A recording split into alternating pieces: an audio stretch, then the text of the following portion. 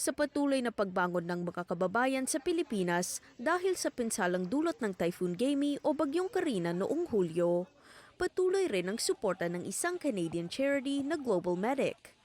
Nagsimula ang kanilang tulong sa pagbili ng rescue boat para sa local na Trinity Fire Department na kanilang sinusuportahan.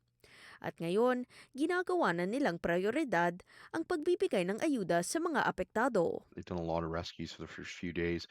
Now we've kind of shifted gears. We've got two members of our team in country right now.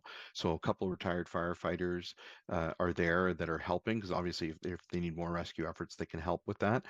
But we're actually going neighborhood to neighborhood. Like Tondo is a big neighborhood that we're working in now, and we're handing out little food hamper kits. May mga pagkaing delata, bigas at iba pa sa mga food hamper kits na kanilang ipinamamahagi. Nababahala rin daw sila sa kakulangan ng malinis na tubig sa mga rehiyon, kaya nagtatayo na sila ng isang water purification unit at naghahanda ng ilang family emergency kits. And we're also setting up an AR-10. So that's a water purification unit, can produce about 10 gallons a minute and purify that water. Because as you know, Philippines is tough for clean drinking water. You know, that tap water is not safe to drink. And a lot of people just don't have access to clean water, especially in these neighborhoods.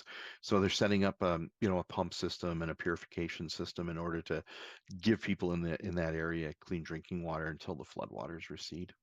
Ayon kay Singh, bumubuti man ang kondisyon ng mga rehiyon, nararamdaman naman ng mga residente ang bigat ng pinsala. They lost their food supplies. They don't have jobs. They don't have money. They're going to get mud filled into where they live. They got to clean that out. Can they really afford to buy cleaning supplies?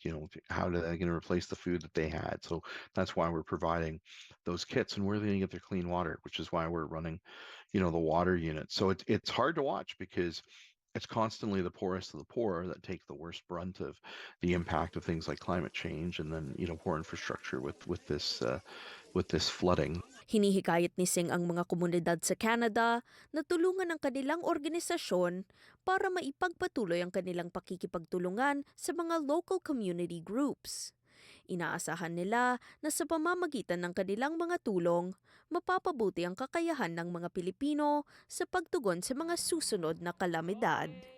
Kisha Balatbat, Omni News, Toronto.